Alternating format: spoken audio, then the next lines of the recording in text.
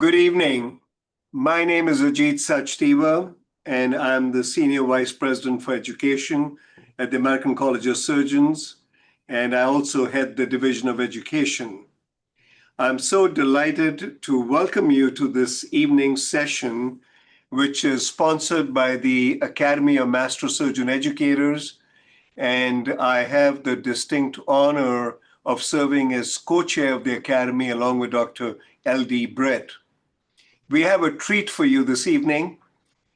We have, as you know, monthly sessions moderated by Dr. Mo Shabahang, and they include virtual grand rounds and fireside chats. So this evening, we have a fireside chat with a luminary, Dr. Barbara Bass, who many of us know very well. She is, of course, extremely well respected in the academic surgical world, in the academic circles, even beyond surgery, and internationally. She has been the past president of the college, and she is a member of our academy. We are so delighted to have Dr. Bass here with us this evening. And Dr. Shabahang is going to say a few words of introduction as well. And Dr. Bass, we are delighted to have you here this evening, and we look forward to a wonderful conversation with you. So with that, I'll turn it over to Dr. Shabahang, who is the Chief Surgical Officer of the WellSpan system, a member of our academy, and he moderates these sessions. So Mo, over to you. Thank you so much, Dr. Sachdeva. Just a few points of housekeeping before introductions. Obviously, please, if you have any questions, feel free to use the chat function and type your questions. I appreciate those who have sent those questions before. Next slide, please.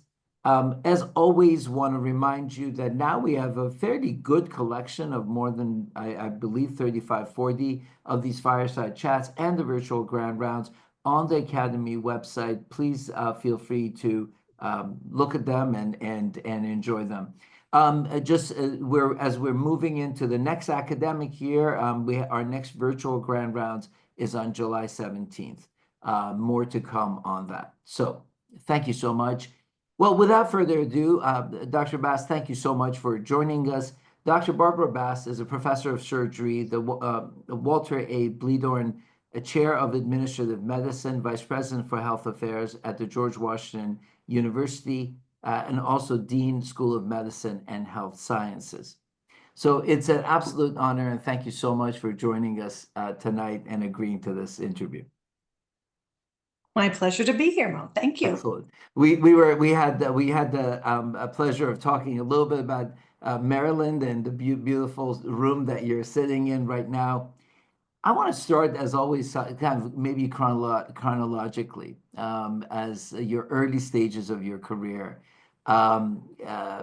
Tufts, UVA Medical School, and kind of how did it all start? And you started at a time where obviously, and I want to share with you, Barbara, that a lot of the questions our participants had sent were about what was it like to be a female surgeon or a medical student and so on at a time where obviously that wasn't a common thing. So please.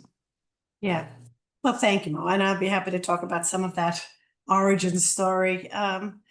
I started medical school in 1975, and I graduated from medical school in 1979. And I want people to do the math on that. That means that I graduated about 45 years ago, 46 years ago, as a matter of fact. And I always think of that these days as I'm at the commencement services and the commencement events with my current medical school students at GW.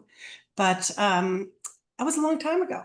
And I will tell you that the world was really, really different then, especially for certain cohorts in surgery.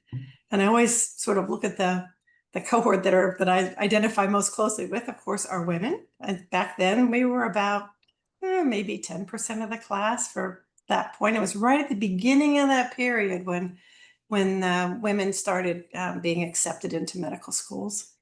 And people of color, even more rare at that time, I would say, just beginning that acceptance more broadly. And that was reflected as well, of course, in the institutions where we were educated. I mean, our faculty were all men, and mainly white men. It's very true. And certainly in a southern place like University of Virginia, I can assure you that was the case. And they had never had a woman faculty member or even a woman resident during the time I was there. So it was therefore astonishing when I found myself heading for a career in pediatric genetics, when I finally, after having put off surgery to the very end, did that and said, oh, I'm one of them, you know. And you'll find a lot of people who will tell you, a lot of women anyway, who will tell you that they never had aspired to that and just found themselves in surgery because they discovered they were one. And I do believe I am one, and was just kind of meant to be relative to what that phenotype means relative to how we think and how we act and how we use our hands and how we solve problems. And I found that. And I was very fortunate at the time that there were, and this is another story you will hear very commonly among women of my era. There were a couple of women of my era that I had not met, or before my era that I had not yet met with. But we had to rely on what we call the good guys, and there were a lot of good guys, and you have to find them. And when you found them, they were very, very helpful, informative mentors. And for me, those were a couple of men at the University of Virginia, Les Rudolph, who was one of the early transplant pioneers, and Tony Shaw, who was a pediatric surgeon. And when I sort of revealed my passion for surgery, I can tell you the chair of the department of surgery wasn't interested, but and I was top of my class. I'll just tell you that, AOA, top of my class. But they said, "Oh, well, you must meet Olga Jonason and Kathy Anderson." I said, that's the first words out of their mouth. And of course, it took me a long time to meet Dr. Jonason, who I did meet some probably 8 or 10 years later. But Dr. Anderson, actually, I met as a student, and I went up to Washington, D.C., where she was a pediatric surgeon of note, working with Judson Randolph at Children's National Hospital in Washington, D.C. She was the first woman surgeon I ever met in my life. And which is sort of an odd coincidence when you think about another first that she had, where she was the first woman to be president of the American College of Surgeons. And she, at that time, kind of, as many who know Dr. Anderson would say, sort of, she showed interest and took me under her wing a bit in the way that she did. But she became, at that time, really a lifelong, at that time, important mentor. But throughout my 45 years in this business, she's gone from that to a colleague, to always a trusted advisor and friend now. And I'm just always incredibly grateful for that role that she played in my life. That connection also led me to Washington, D.C. as a place to train, mainly because that's where I was from, and my husband was in law school. So I was going to get to Washington, D.C., and I did. And fortunately, there was a place there that had a program director who actually kind of viewed candidates based on their merits as opposed to other features. His name was Paul Shorb, a fantastic, quote, general, but really oncologic surgeon and GI surgeon. He was a GI surgeon who actually was one of the first people that sort of tickled my interest in the American College of Surgeons. But mainly he created an incredible equal opportunity residency training program that I benefited from just enormously. But even at that time, in 1979, in the years that followed, we had a gay resident, which was unheard of in surgery at the time, in an open way. And we had a Black resident, a couple. So, I mean, it was just that different then. But GW had that, and I will credit that entirely to Dr. Paul Shorb as someone who was open to assessing and encouraging talent based on merit as opposed to any other feature that mattered to other people. And he was fantastic and really a great formative mentor for me. I knew at the time, actually, I was thinking at the time I wanted to be a pediatric surgeon. So there I was with Kathy Anderson and Judson Randolph and all those things. And of course, those days, even in those days, I also knew I wanted to be a clinician scientist. And so I had to find a research pathway. That was not done at programs outside of the, really premier programs at the time, unheard of. And so again, somewhat serendipitously, but I got some advice from Dr. Randolph and others, and Next thing you know, I was joining the Army so that I could have a research job at the Walter Reed Army Institute of Research. One of the best experiences of my life to be in the Army as a officer, but it also prepared me incredibly for my passion and love for my veteran patients that I took care of for 20 years. But it also was a great landscape for me to really begin to develop the tools of what basically discovery, basic science was going to be relative to the time back then. This is before we didn't have genes. We didn't have anything we could measure. We couldn't even do mRNAs at that point. It was just beginning to be able to do anything that resembled molecular biology and the tools that we have today in science. But it was fun, and it was a very rewarding time. And my mentor there was a guy named John Harmon, who also became a very important formative mentor for me. My immediate predecessor in the lab, who has become one of my dearest friends in surgery, was Dr. Keith Lillimo. So he was there for 2 years and all dressed in his BDUs when I went to interview and see the lab. And I thought, oh, Keith can be here. This is a good place. And that's how I came to be there. And the other thing that happened during that early time, and I'm going to stop after this, was I ended up having my first baby when I was in the Army. He was actually born at Walter Reed Army Medical Center. I was active duty. The general comes around in the morning and says, oh, congratulations, ma'am. And that was a incredible thing. And at that point, everybody, when I left for the lab, people wrote me off as, oh, that's the end of her. She'll never come back to her residency. And even though I was doing quite well in my residency. And then, of course, when I had the baby, that really, boom, no way can she possibly do that, right? And obviously that was not the end for me. The only thing that was the end for me, by virtue of having that beautiful little boy, was pediatric surgery. And it's not because I didn't think I could accommodate it. It was because I completely lost my pediatric edge. I couldn't see a baby with an IV without seeing that look in their eyes. And I was done. So, but fortunately, I fell in love with GI surgery. I fell in love with research. I went on to have a fabulous 20 years of funded research as a clinician scientist. And then along the way, of course, rose through the academic ranks and started having leadership opportunities in other areas, including besides science for that 20 years. And actually that went on throughout my career, but including particularly in education, which became a very important pathway for me in my career, including. I just want to ask, as you were doing this, as you were going into this field that you knew obviously that you're going into a field that there were not too many people like yourself in it. What was going on in your thinking at that time? Yeah, I gotta tell you, I honestly didn't think about it that much because I managed to find myself in environments that actually were pretty welcoming and pretty supporting. Be that at GW as a resident, be that in the Army as a young officer, be that in my first career step, which was at the VA in Washington, D.C. I felt like I was in an environment that offered me great opportunities, and I didn't feel that burden of being that different in my local place. And I felt like I was making great progress. That said, I also realized that I was different, though, from most of my colleagues. That is definitely true. And that's, again, that place where you need to find the people that don't look at you as being different and actually treat you like everybody else.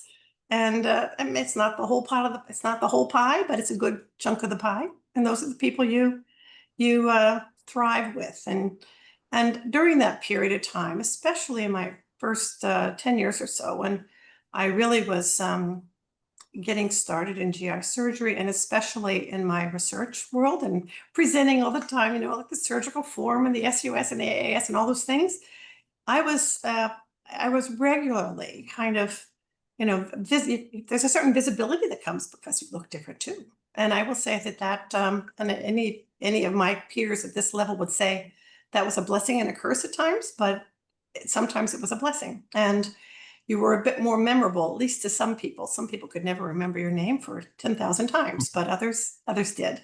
And I got adopted by some wonderful people, from Wally Ritchie to Ted Copeland to Jimmy Carrico to, and especially Claude Organ and LaSalle Lafall. I mean, those people kind of, I think, realized what it was like to be a little bit different, and became just great mentors. And not that I ever worked directly with any of the Andy Warshaw. I mean, there's so many that just kind of noticed me and provided a little, pat on the back and say, hey, you're doing the right thing. Keep up the great work and keep going. It's so fascinating because in many of these interviews, it is interesting that when I've asked the same question, the answer has been very similar to what you gave, that you didn't think about it that much, which is a very like it seems like a paradox, and yet I've heard that now several times in these conversations. Yeah. Yeah. I guess the only place I would say where I did occasionally think about it was movement to other institutions, because as you become more quote successful or whatever it may be, you begin getting the interest of other institutions that are very tempting, wonderful places that you've heard of a lot, the bells and whistles, and that was always a temptation for me. But I will say that if I have one other theme in my career, it was that my personal infrastructure, and by that I mean my mother, my mother-in-law, who all lived nearby, and who also really just relished my career, living the career that they didn't live as college-educated women of the 40s. I was never going to leave them until my kids were grown, no matter what, That was the anchor. So you have to, and that kind of gets to that notion of blossoming where you're planted. You don't have to move to something. You have to make your own bliss and blossom where you are, and it's you can do that. You can do that, and you can do a slow burn if you decide that's not okay. But I had really decided that having that was the only way I could live the full life that I needed, and it worked out really well. I have no complaints. I was happy the whole time. No, But that line is a beautiful line, blossoming where you're planted. yeah. That's a beautiful line because it's so tempting to move around Mhm. and so on, and that's a fascinating point. Yeah. So I wanted to ask you a little bit about the VA. You were at the VA in DC and at the VA in Baltimore. Your laboratory was part of the VA. Kind of combining both of those. What attracted you to be at the VA for as many years, and also how was starting? I mean, you had 20 consecutive years of being funded in the basic science laboratory. How did that all come to be, and what were the Yeah. lessons there? I wish I knew whether the VA is still that place, but even back 45 years ago, 40 years ago, it was true that at the VA you have not only access to NIH funding, but also to VA funding. And that VA, if you get a good VA and you have a nexus of people that you want to work with, it really makes a difference. And I, of course, went there primarily for mentorship first. That's where John Harmon was by then, and he was a wonderful mentor to me. He really got it. I also happened to start my job at that VA the very same day Tony Sadawe did. So I had Tony there too, who I became a dear, dear, dear friend with. But we also had incredible gastroenterologists there who were real leaders in their fields, from Hy Zimmerman to Anna Mae Deal to Louis Corman. We just had a fabulous group of GI. Lopa Mishra. We had this intense little GI epithelial biology, hepatology kind of group there. So it was a scientifically rich environment. But you also had the time to take care of patients, VA patients, and who had fascinating, complex gastrointestinal conditions. And for a while there, I was one of the early things I got to do was a bunch of distal splenorenal shunts. I became sort of the distal splenorenal shunt person for our VA back in the day when we used to do those things way back when, and had the chance to go down to Emory and, watch the master do. Oh my gosh, I can't believe I'm blocking on his name. This is terrible. But anyway, do the distal Warren, see Warren, distal splenorenal I was shunt. blanking too for a moment. Yeah, that was so fun, and I could do those kind of things there. And now, when I look at what the demands we have of our physicians in terms of clinical productivity and research opportunities. It's really different now from what it was then. That said, I will also tell you that I made I didn't realize at the time I was being paid at least half of whatever any normal starting surgeon would have been. But look what I got to do in hindsight. I mean, I really got to, that's the pathway that it led me on. And then going on up into Maryland, when I got to Maryland, that was a very different environment, and that it was a brand new VA, it was side by side attached to the university hospital. And so I was, at that point, I went to part-time VA, part-time at the university. I had a clinical practice at the university and the VA. I had a laboratory that could continue to grow there, which was fun. But it's also when I started getting more into the leadership side of the house, running the residency program, being the vice chair of research, and interim chair for a while. I mean, it was just sort of that, it provided that greater platform of being very integrated with a medical school, the University of Maryland at that time. That was a really important formative time as well for career advancement. So as you became a program director, and that was kind of your first leadership role, just obviously this being the Academy of Master Surgeon Educators, what impact did that have in your career, and where does that, I mean, you were program director both at Maryland and then and started a new residency in Texas. You started a new residency in Texas. That's a whole nother story. and we want to go there, but what impact has that had throughout your career? Yeah, it's had a huge impact. And I think first of all, you had the great joy of working with residents, and seeing them come up as these little, like, oh my gosh, what are they going to be? And seeing some of them stumble. But eventually, when they get to the end, you're really proud of virtually every one of them, and I think that it's really very much like parenting to me. But at that time, I will also say that I noticed, being one of the few women that was a program director at that time, that I actually became a magnet for women trainees too. And I think it's been really fun to see how the opportunities to train in surgery have changed over these 40 years in terms of access to equitable training programs and good training programs for everybody. But as a program director, you have a real influence onto who you get to take. I mean, so you can be pretty intentional about things when you get that kind of leadership opportunity. And that was a fun part of that. But particularly, it was mainly that joy of getting to pick some young people, seeing them grow up. And I got to tell you, I've even hired several of them over the years since then as faculty, and several of them have grown on. It's so fun to see what comes of their careers. But it also gives you, for those that aspire to other forms of educational or academic leadership, knowing how to run a residency program is kind of a basic skill.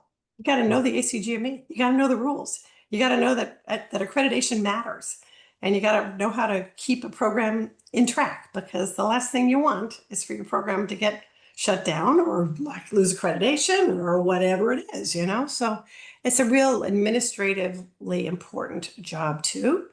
And this was during the period when we went to the transition into the 80-hour work week restrictions, which was the only big difference I saw was my residents weren't acting up all the time anymore. They weren't getting in trouble for bad behavior. Once they had enough sleep, they were just fine.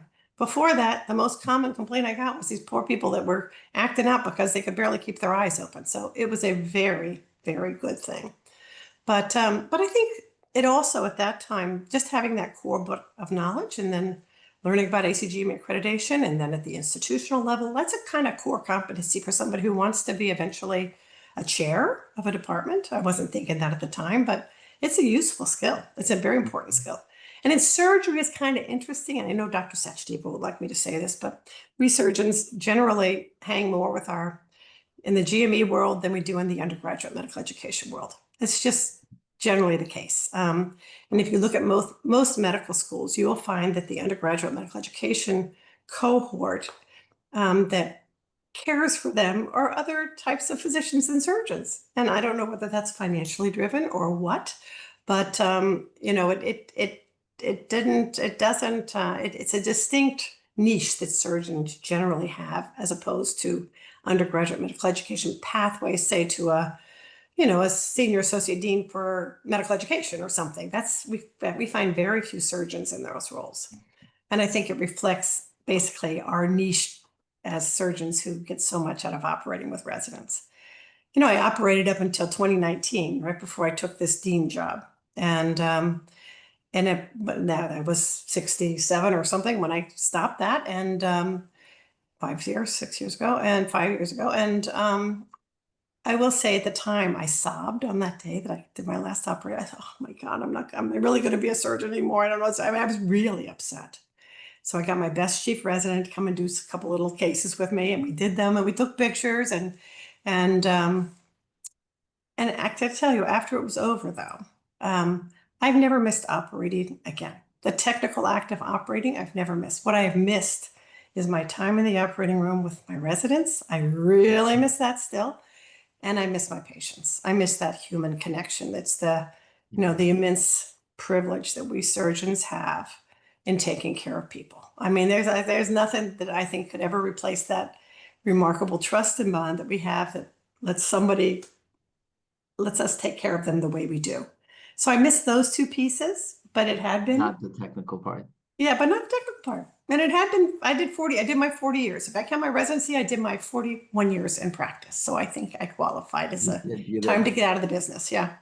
I want to ask you about Methodist, because am I correct in thinking before you got there, it was a much smaller department, and obviously you started the residency and then a major simulation center in MIDI, and I had to write this down too, so I always forget the acronym, Methodist Institute for Technology, Innovation, and Education. Yeah. How did that all come about, and how did you embark on building such a big enterprise as far as the MIDI? Yeah. No, it was a magical moment, I'm going to say, both for me, and I would say also for that institution. And the story there is kind of a complicated. I won't go into all the details, but basically, the Methodist Hospital was the home of Dr. Michael DeBakey, right? I mean, it was famous cardiac surgery hospital, but also a lot of other wonderful surgeons, and a very surgical hospital, 100 beds, 1,000 beds, 100 operating rooms, all that kind of stuff. I mean, it's amazing, high performing hospital. It had long been the partner with the Baylor College of Medicine. And a few years before, they had gotten into one of these boom, boom, boom. And next thing you know, Baylor's on its own with a new clinical partner. And the Methodist Hospital said, well, we're just going to rebuild ourselves as a freestanding academic medical center. And they went about that in a very deliberate fashion, investing, I'm going to say, billions, single digit billions, but billions of dollars in building the academic infrastructure, be that research, the whole research infrastructure, education, the whole education. There wasn't a single resident in the place when I got there, single residency program in the place. There wasn't a single surgeon that was in a department until I got there. There was a department of one. And I will tell you that there were a lot of people who said, why on earth would you take that crazy job? Why would you take that crazy job? And it seems sort of, and I will say that I'd been offered regular old academic jobs and as chair. And I got to say that when I look back on them, they were kind of stuck in the mud places. And I'm just not stuck in the mud. I can't do it. And this was a little more unstuck in the mud that I would have imagined, but it was really an unstuck in the mud. It was a total blank slate, build a department, an academic department, blank slate. So blank slate that I didn't have an idea how on earth to start to plan that. And this is actually one story I do want to tell because it really is a fabulous thing. So at the time that I was debating whether or not to take this crazy job, and I went down there 4 times or something before I took the job, I spoke to some of my key mentors. And one of my key mentors was Dr. Andy Warshaw. He'd been with me. He'd raised me through the Society for Surgery elementary track. He'd just become a wonderful adopted mentor to me. And so I called him. I said, Andy, this sounds kind of, And he said, Barb, you go for this. This is made for you. And I said, well, okay. Little did I know later. Well, I'll tell you about that later. But anyway, so I said, well, I don't even know how to, I can't, I got to start from scratch. I don't have a residency. I don't have faculty. I don't have programs. I don't have space. I don't have anything. He said, no problem. I've just had my 5-year review. He was at the time chair of Mass General, of course, and he just had his 5-year review. I said, well, that's great. Congratulations. He said, no, come on up here. And he put me in his office for 2 days. He gave me his 5-year review book, and he had every one of his division heads and the hospital executives and everybody else come and meet me over the period of those 2 days and talk to me about what a mature academic department of surgery was. And I took notes on all of that, went back home and designed a plan with a consultant, of course. We know how to do those. And but Andy really, I wouldn't have done this job, I think, but for Andy. Andy and a guy named John Bookout, who was the former CEO of Shell Oil Company, who was the CEO, or who was the chair of the board of the Houston Methodist Hospital. Those are the 2 people that I went for. And it was a fabulous decision. But in the beginning, you know, I was the only faculty member of this massive floor. I had to start a residency program. I mean, it was crazy. But methodically and with the assets that Methodist could provide, which was substantial, built a fabulous department of surgery. And a couple of years into it, got a residency program up and started. And the other piece that was part of this, there were some private physicians there in Houston Methodist that were very wary of this concept. You know, who is this? First of all, who's this woman? I mean, they didn't have any clue what to do with that. But one by one, I got to know them, got to admire them, became friends with them, and they became just vital to the success of that. And they one by one, you know, participated in the program and were part of the teaching program and eventually became full-time members of the department. Took a few years, but they did that. People like Wade Rosenberg, Pat Reardon, Rich Kaplan, just some fabulous, fabulous people who'd had their practices in private practice there for all those years. They were the backbone of the clinical programs for many years. And then the others, of course, the academics came along. But the other thing that I wanted to do when I first got there, in fact, and Dr. Sachdeva sort of was in my ear, but this was about the time that he and Dr. Pellegrini were getting the educational institutes started. I hope I don't get the name of that right, but you know, the accredited education institutes, I believe it was called. And at the same time, I had just lived through for about 10 or 15 years, the introduction of laparoscopic surgery. And now robotic surgery was getting started, so it's from 2005. And I can say that along the way, I saw outrageous harm to patients, unacceptable harm to patients with premature adoption. It really was not right. And I think those of us that are old enough to remember, certainly remember the epidemic of common bile duct injuries. And with each new operation, we'd go through some crazy new learning curve on our patients with harm. And it's just not okay.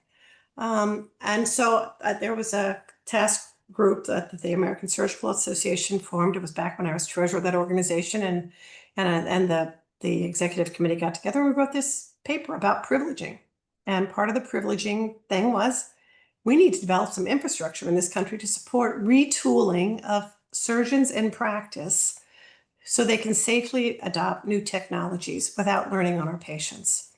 And that was the origin of this concept of building a education institute, a hands-on simulation-based training center that would serve that purpose specifically, that niche of retooling physicians in practice. So yes, our residents used it, and yes, it would be fine for students, but really the real goal was to give a safe place for a surgeon to come to get that incremental technological hands-on experience on cadavers or part tasks or animal, whatever it needed to be, to get them up to speed on as they chose to adopt a new technology.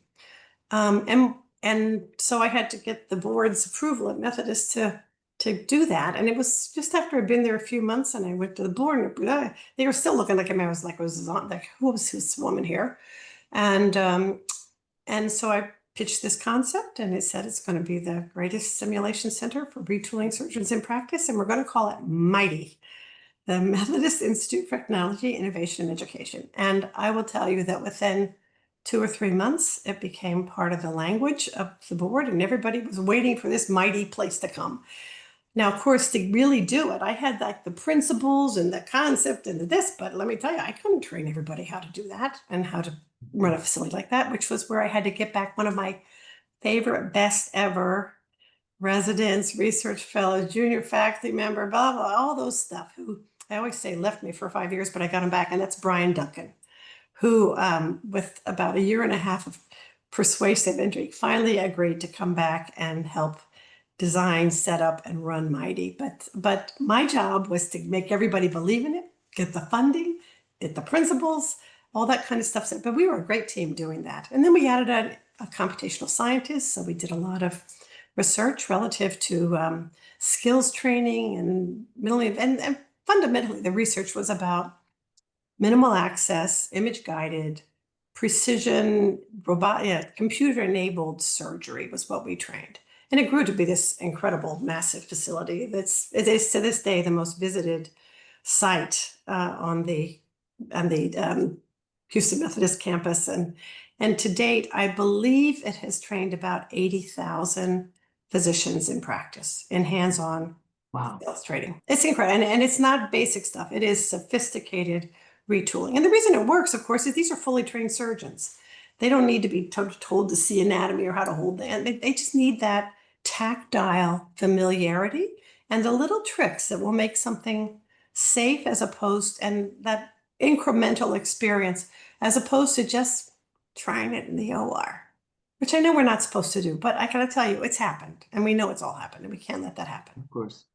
And so really the goal was trained surgeons for the most part, even though you had trainees, and that was what it still is accomplishing to this day. Yeah.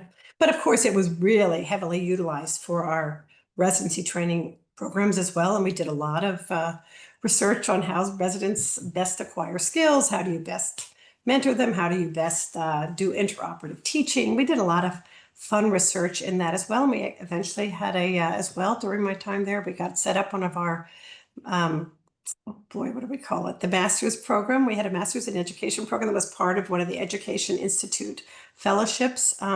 So it really became an incredibly important hub for our whole education enterprise. And it served all of our departments. I mean, it wasn't just, quote, general surgery. It was all of our departments, from ophthalmology to OB to ICU care. I mean, it is such a massively beautifully equipped place we had this one suite. There was this great suite that got added on sort of to the end of my period that had every hybrid modality you can imagine. We had an intraoperative MRI, we had an intraoperative CT, we had 3 different types of intraoperative ultrasound devices. So you could image anything you wanted and do a procedure with that. So it was a training site for procedural innovation as well, because you had the tools that were available, many of which were underutilized in the OR because people didn't know what to do with them, So it was a fabulous run. And the department grew well as well. Yeah. Yeah, I appreciate that. I mean, that is quite an amazing story to go and, you got to build a department basically in the image that you wanted, as you were the first faculty and chair. I want to make sure I ask 2 questions I see in the questions.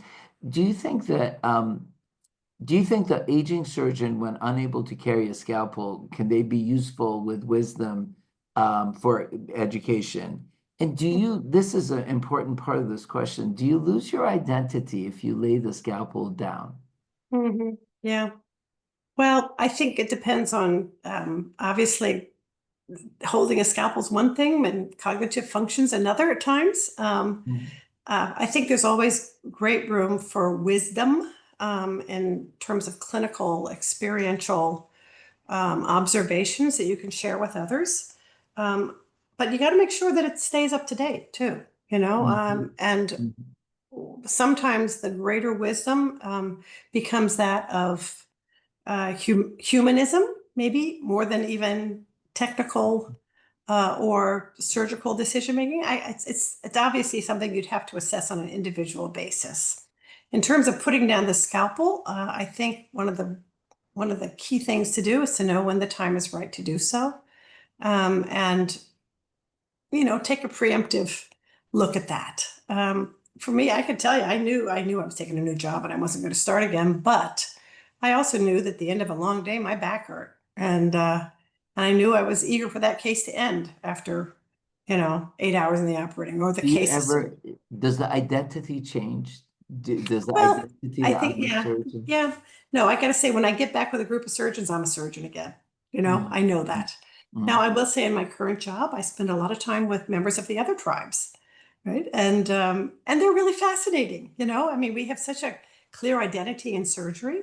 I spend a lot of time with pediatricians and with internists and with neurologists and other types of surgeons. And we are all distinct, but we're all really valuable. And, some clinician scientists, some just fabulous humanistic physicians, some great educators. And I think we all, and I will say that one thing I have really learned is that to train a doctor. So let's step back to the undergraduate medical education piece where I spend a lot of time. GME, we let our specialists do that, so I'm really not involved in that so much. But to make a young doctor, that person out of college who's going to graduate as an MD and then go on to train in something, boy, that takes all types. And it takes people who are master educators and people who are master clinicians and people who are social servants and people who are scientists. And I think one of the things I really want us all to appreciate is how no matter what your niche is of that or piece in that pie, it is all valuable. And we tend at times to assign value to one or another that's more valuable than the other in our ecosystem. And we can't do that. And in academic medicine, we cannot do that. We need it all. And we need all disciplines. And we need to be aware of that as we raise young physicians. And I think even when we work with our colleagues, in the years that come, we tend to want to hang together with each other because we really feel very cozy in our surgical world. But man, that partnership and reliance on others that are equally valuable is really important to maintain. And was the transition from a chair to a dean in that respect that now your tribe had changed? How did that feel? Oh, very different. Outrageously And what are different. the competencies from a set of competencies to be a successful chair versus dean? How does that differ or how are they similar? Yeah. Well, I'd like to think I've been successful at both. It's hard to know. But as a chair, it's really personal. I mean, you know everybody in your department really well, right? You know all your faculty, their families, the residents incredibly, even though they rotate through every 5-6 years, but you know them so well. It's very personal. And when you suffer a tragedy, you really suffer a tragedy. And we've had our share in my department. But as a dean, you have a whole organization to take care of. It's a very different, and you're a part of a university that at least my particular area, my particular school is. So you have responsibilities that overarch even the school. You have civic responsibilities, dealing with the city and dealing with your hospital and dealing with your university. And so it's a very different set your view is very different and your scope is very different. And it doesn't have those, I have a small little cohort of close folks, but the more people you're responsible for, the less you have that tight group that is really yours, that you can cuddle into, I guess I would say. But it's really been exciting, and I've learned something new every day. I learn something new every single day, and that's been the fun part. Learn things. As I said, I didn't know anything about undergraduate medical education, the administration of that, like the LCME. I didn't know anything about that, and there's very few surgeons who do, by the way. So, but we've just gone through our LCME accreditation cycle, and we did so successfully. And I can now walk you through an LCME accreditation if you, heaven forbid, you need to do that. So you learn a lot about things that you didn't know about before, which is really fun. We also have a PA program, PT program, OT, laboratory sciences. So I've also learned a lot about other disciplines, which is kind of fun as well, a lot of fun. And again, you see very clearly, therefore, the ecosystem that is healthcare. And it's not just surgery. I love surgeons the best, but I can't say that in my job every day, but Now it it's a really bigger. does take everybody. Before I ask you a little bit about some of the leadership pearls, there's a question about motherhood. And, basically the question says, I think there are times it's difficult to leave your children and go to the hospital. How did you balance your life emotions? And do you have any regrets? Mm-hmm. No, I don't have any regrets. Who would not have regrets, right? Think of the things you're going to miss. I mean, that's just what comes with it. Yes. But I will say that there's actually a little story I wrote. If you can find the book, it's called 50 Women Tell Their Stories or something like that. It was published about 10 years ago. But in that story, I tell the story of my older son's first birthday. And I was going to be on call that night and not see him on his first birthday. I'll cry even just telling the story again. And I was not going to see him. And I thought, man, I'm done with this. I was about a fourth year resident or something then. I said, I'm done. I'm quitting today. I have had enough. And the person who saved me actually was Steve Teisch, who was one of my senior residents at the time. He started as a junior and he went on to be a pediatric surgeon himself. But he looked at me and he said, Barbara, there's something wrong with you. And you go home. So he sent me home. So I went home for 4 hours. I fed Wes, came back, and somehow or the other, that was enough to get me going. So, but no question, there are times when it is really, really, you are definitely have your heart torn out. And, but you have to balance that with the good things you get to do. And there certainly is a period as a young parent, I would say this is true for men and women, but probably maybe women just feel it differently or feel like they need to feel it differently. I don't know if that's true or not. Where, if I wasn't at work, I was at home with the kids. That's period. That's it. I mean, and I never thought about doing anything else. And yet even with that, it probably wasn't always enough, and Mhm. so one of my substitutes that really helped was having my mother and my mother-in-law and my father always within 5 miles of where we lived, so I always knew that even though we had a nanny and all that kind of stuff, we also had parents always nearby. So I didn't sign that contract to go to Houston, Texas, and from Methodist Hospital until the day my younger son graduated from high school. It was actually the day I signed the contract. So, because I was not going anywhere, it was going to rock that boat. So you have to decide what are your, again, how do you balance it? I can't tell each person individually how to balance that, but you have to, and it's a lot easier to balance if you're enjoying your work as well. I mean, if you're finding that your work is not making you happy either, then you really got to revisit that. But I always, thankfully, found my work to be really fun. And I had Mhm. great colleagues at work, and I loved to take care of patients, and I loved my science, and I got to do all these other fun things with the college and with with all those, and the board and all these other groups, that it was fun, but I didn't want to give that up either, So there is a way to balance it, to integrate it, I would say. Does it ever feel really balanced? Probably not, but but it can be done. You just have to decide you want to do it.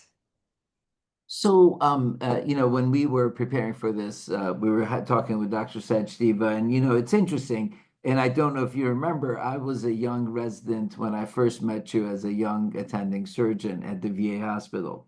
And you had the very similar composure to what you do right now. And the other day, when we were preparing, Dr. Sachdeva asked, how have you maintained the composure through all of these leadership roles? And we haven't even gotten to the national roles. But and he put it as, how do you stay nice Mhm. in this world of leadership and different leadership roles? What advice do you have? What's kept you grounded? Yeah. Well, I don't really have an answer to that, but I do know that I don't like to fight. I'm not happy when I'm fighting. I'm not happy in a brawl. I really don't like it. And I don't feel like it's productive. It makes me have like a pit in my stomach. I don't like to be nasty. And I don't think it also um, never really gets the results that you want. I don't think being nasty to somebody kind of alienates whoever it was you're trying to get to come help you with whatever. I will also say that I think I probably learned a lot of that even in medical school, and in residency, where let me tell you, my best friends there were, yes, my residents, but also most nurses. Those nurses, they were my people, and I loved them, and they took very good care of me too. I think that's an important thing to nurture those kind of people that you need, especially. But I think the other thing, though, is I don't, I mean, I guess I do take firm positions on things, but I don't try to take positions on things just because Mhm. I think they're the right thing. I do try to deal with problems that I think are kind of obvious. Like, we got a problem here. This is not working. I mean, why do we do it this way? Why don't we do it the other way? I mean, it's and if you point out to people that you're doing it that way just because you've always done it that way, most people say, oh, they don't like it either. And then they'll have to like hold their ground because that's the way we've always done it. And that nobody ever likes that. So I think if you give people options and you try to bring them along and engage them in problem solving with you, people, I think, like that. But I guess I'll have to say, really, it's just that I don't like to be mean and I don't like to be nasty. It's worse for me than it is for anybody else. So I like to be kind. I like people for the most part. And if I run into somebody I really don't like, I just write them off. I mean, I just don't deal with them. Rather than get in a brawl, I just let them go. And because I think there's certain people you're never going to change, and why bother? Like, that's kind of my philosophy on dealing with difficult people. And most of the time, those people who are really, really, you think are really, really difficult, so does everybody else. And regrettably, most of those people, not regrettably, but eventually those people usually are their own undoing. Mhm. You don't have to be the one that takes them out. They do it Great point. themselves almost always. It's surprising. A great point. That's a great point. I want to ask you in the last 8 minutes that we have, I haven't even touched chair of board of directors of the American Board of Surgery, president of the ACS, of course, from 2017 to 18, American Surgical Association, SSAT, Society of Surgical Chairs. What these outside activities, these things which you've spent hours of time, I'm sure, on. What's your advice about that, and what did it mean to you Yeah. in your career? Yeah, I think for me, they did open doors for me. They made connections with others for me that I found very um, gratifying and informative. I found most of my mentors and my career advancement outside of my own institutions, and many of them through those societies, believe it or not. Be that Olga Jonasson, or be that Andy Warshaw, or be that Ted Copeland, or all these others, Claude Organ. Those were people I found by virtue of these other relationships and other activities. And I didn't do any of them intentionally. I mean, they just, an opportunity came, I stepped into it. And if you, I guess my advice to people would be that if you agree to participate in something, if you could agree to be on a committee, if you agree to get an assignment, if you're not going to do it, don't sign up for it. But if you do it with energy and with joy, and also as a learning process. And if you do it that way, I guarantee you somebody's going to ask you to do more. And at some point, you do have to kind of decide when is too much too much. And I think there was a time in my career when I was, just because there were so many things happening all at once, that I really, I had to remind myself the important work is at home, i.e., your home institution. And that is a hazard that I see some people fall into. They lose sight of where the real job is. And you got to make sure you take care of your real job too. It's a job, and it ought to be one you enjoy. But those other things are really enriching. And I will also say there's great value in being at the table. Particularly as someone who hasn't traditionally had that opportunity at the table. Be that at the American Board of Surgery, where we actually did a lot of work on the early days of the differentiating training pathways. That was fun and cool. Be that in a lot of the diversity, or inclusive efforts that just showing up made a difference. And for to show up and somebody say, oh, she can do this, you know. I mean, you're actually you end up, there is a time when you end up stepping into things because you feel like you have a responsibility to carry on as a representative leader. That's a burden. It's another burden, I'll tell you for sure, but it's an important one. And when I look now at the legacy of the 40 years behind, and I see now how more fluent it is, it's not done yet, but how more porous our system is and welcoming it is to others that haven't traditionally, back in the 45 years ago, had an opportunity. I'm really gratified by that. And it's taken a village of active leaders, just of my peer group, the group right behind me, of course, the Patty Newmans and Kathy Andersons and Olga Jonason. That has really made a huge difference. And my dear cohort of women friends of a certain age are just have been lifelines over the years. And we never worked together in any particular side, but let me tell you, we hang together, and it's really important to have that. So that outside connections can be really personally rewarding. Absolutely. And we've had the honor of interviewing several of those people in that cohort. Last question I have for you before I turn it back to Dr. Sachdeva is, you've had a lot of leadership roles. What is the one pearl you would want to leave with everyone tonight and people who watch this recording? Oof, boy, the one pearl. I would say the most important tool in leadership is authenticity. Don't ever pretend to be something you're not. Don't ever tell stories. Be authentic, be yourself. If in your leadership style, in your activities, I think authenticity is the most important piece. It's kind of like, and to me, it comes naturally. I gotta say, I have no poker face. I can't not do that way. But I think that for me is the most important thing. And with that comes things like listening and learning and being kind and understanding others, that, not everybody has your own resilience. But I think being your authentic self is the most important thing for me. I can't thank you enough. This has been amazing, and thank you so much. It's been an absolute pleasure for me. Dr. Sachdeva. Thank you. Well, hi, Sach. Thank you so much, Dr. Bass, for sharing your stories and your wisdom. Clearly, you have, in this short conversation, demonstrated the fine talents, qualities, and expertise that have been key to your reaching the level you've reached, and for assuming with great success all the wonderful positions you have held. I enjoyed your comments about the balance of taking care of patients and surgical education, especially aimed at residents. I saw firsthand your unbelievable work with Dr. Duncan in setting up Mighty.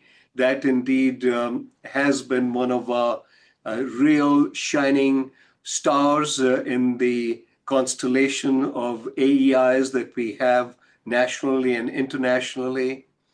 And I also want to point out that something that didn't come out this evening was your work on the program committee of the Clinical Congress for the American College of Surgeons.